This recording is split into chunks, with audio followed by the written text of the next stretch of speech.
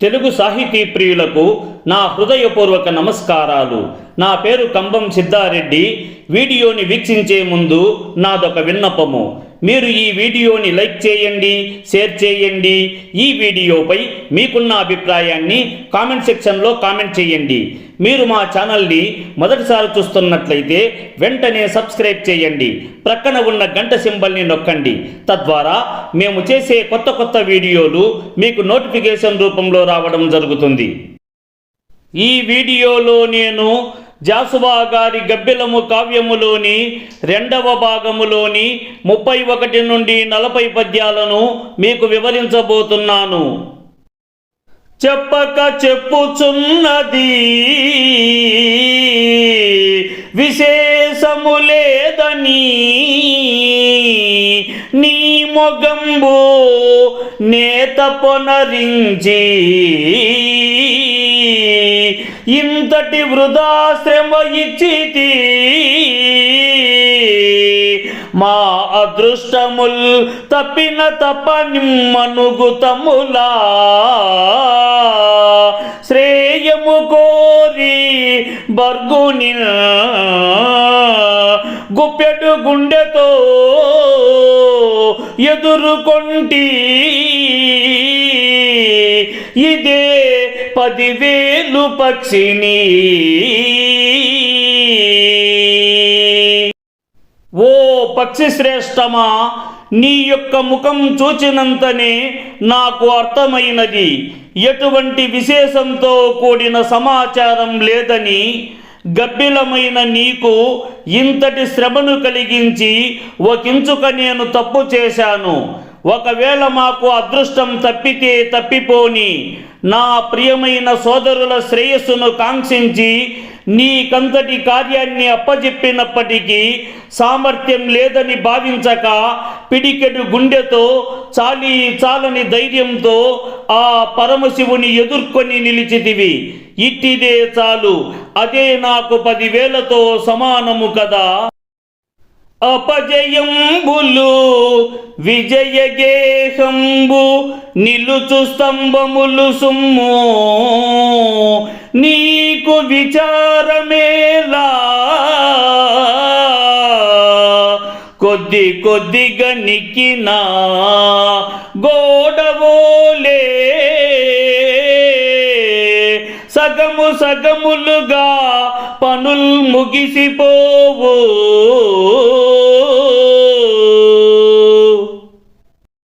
అపజయములు అనునట్టివి విజయమనే గృహానికి మూల స్తంభాల లాంటివి.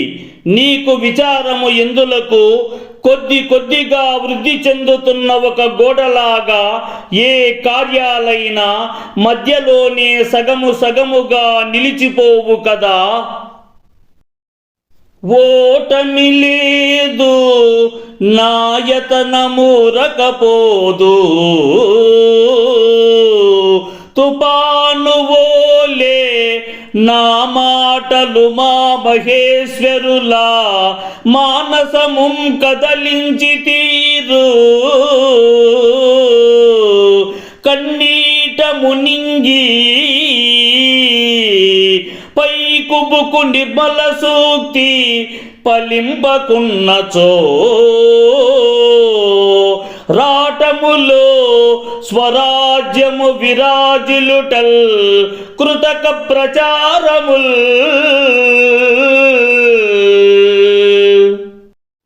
నాకు అపజయమే లేదు, నా ప్రయత్నము కూడా వృధా కాదు.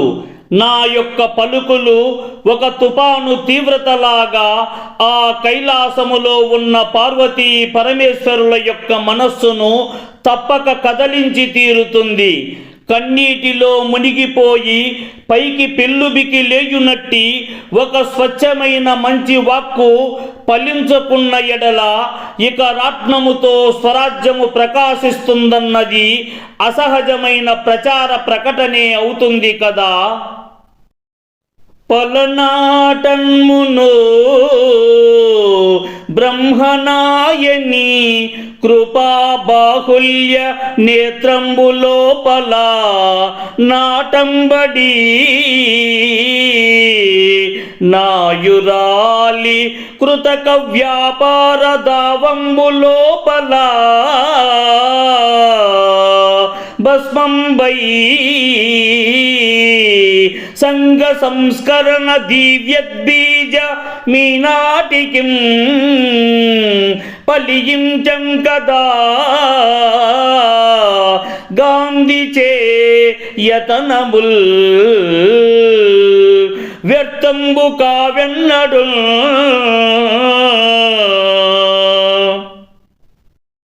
పల్నాడు ప్రాంతమునందు పూర్వకాలమున బ్రహ్మనాయుడు విస్తృత ఉదార దయగల చూపులతో నాటిన సమాజ సంస్కరణ నాయకురాలు నాగమ్మ మోసపూరితపు కుట్ర అనునట్టి దావానలంలో కాలి బూడిదైపోయిన ఆ సంఘ సంస్కరణ బీజం ఈనాటికి సత్ఫలితాన్నిచ్చినది కదా. జాతిపిత పూజ్య గాంధీ గారి ప్రయత్నాలు ఎప్పటికీ వ్యర్థము కావు కదా. నీ కావించిన రాయబారమునకు నిత్యాభిషేకంబుగా నా కన్నీటిని కాంకగా యొసగుచున్నానో దయాశాలిని. చేకొమ్మింతకు మించి నా వలన ఆశింపంగలేదిటి నీ బాకీ తీర్తు స్వరాజ్య సౌధమునా నా వాసంబు సిద్ధించిన. ఓ దయాశాలిని, నీవు వనర్చిన రాయబారానికి నా యొక్క కన్నీటిచే నిరంతరము నిన్ను అభిషేకించదను, స్వీకరించుము. ఇంతకన్నా మించి నా నుంచి ఇక మరేమీ ఆశించకూడదు. స్వేచ్ఛ స్వాతంత్రమనే ఒక అందమైన భవంతిలో నాకు నివాసము దొరికిన అంతే చాలును. నీ అప్పును తీర్చెదను. ఏ జాతికెంత వచ్చునో రాజత్వం బంత నాకు రావచ్చు కదా. నా జాతి ఎత్తు కేతన రాజంబునా నీదు మూర్తి వ్రాయింతు చెల్లి.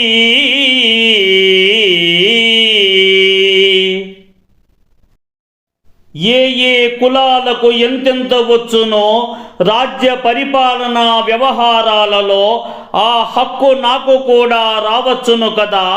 అప్పుడు నా జాతి వారి గొప్పదైన జెండాపై నీ యొక్క చిత్రమును తప్పక రాయింపచేయుదును మిత్రమా.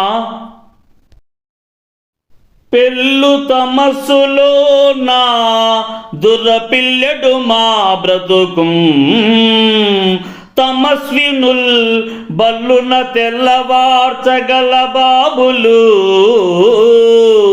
పెద్దల నీకులుండగా తెల్లని వేల్పు భిక్షకుని తిండికి బట్టకులేని కొండరా అల్లుని ఆశ్రయించి అకృతార్థుడనైతిని పిచ్చివాడనై. గాఢ అంధకారమనే చీకటిలో మ్రగ్గుతున్న మా బ్రతుకుల యొక్క అంధకారమనే చీకటిని నాశనం చేయగలిగినట్టి బాబులు పెద్దలు ఎంతోమంది ఉండగా తానే భిక్షాటన చేస్తూ తిండికి బట్టకు లేనట్టి ఆ పర్వతరాజైన హిమవంతుని అల్లుడైన శివుణ్ణి ఒక పిచ్చివాడిలా ఆశ్రయించిన ఎట్టి కోరికలు తీరక విఫలుడనై మిగిలిపోయాను కదా. మరచితి ఆదిదేవుని సమానుడు బుద్ధుని అంతవాడు బాసురధరహాస చంద్రికలా శుభ్రతలో నగలట్టివాడు అద్దొరలకు కాదు వారి చెవి దూరిన వారిని లక్ష్య పెట్టట పరమముని సబర్మతి నివాసిని చూచితివే తపస్విని.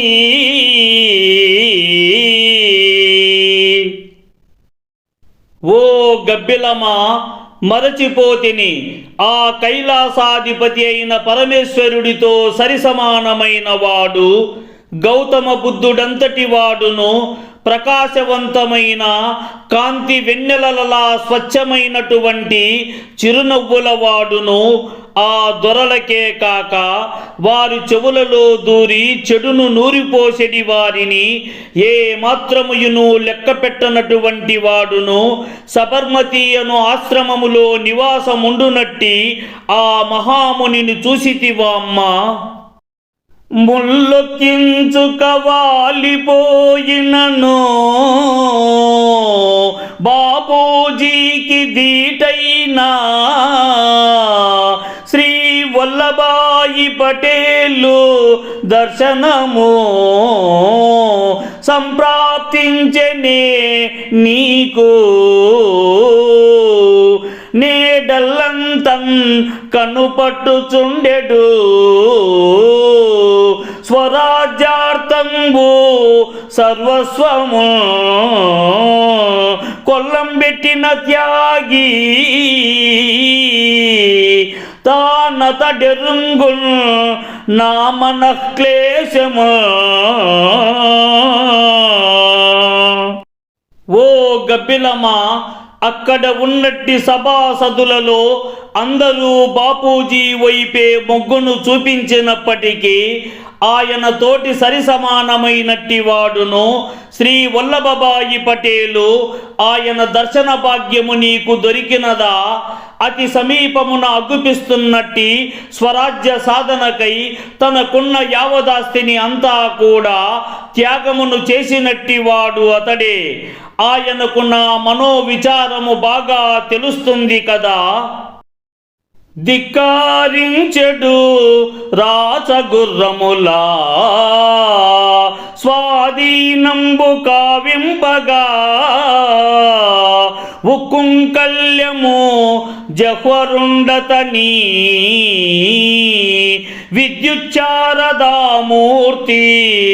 నల్దిక్కుల్ నిండి నటించుచున్నదనుచు దేశంబు లగ్గించు మా చిక్కుల్ తీర్చుట విస్మరింపడు కదా. స్వేచ్ఛా జయంతంబున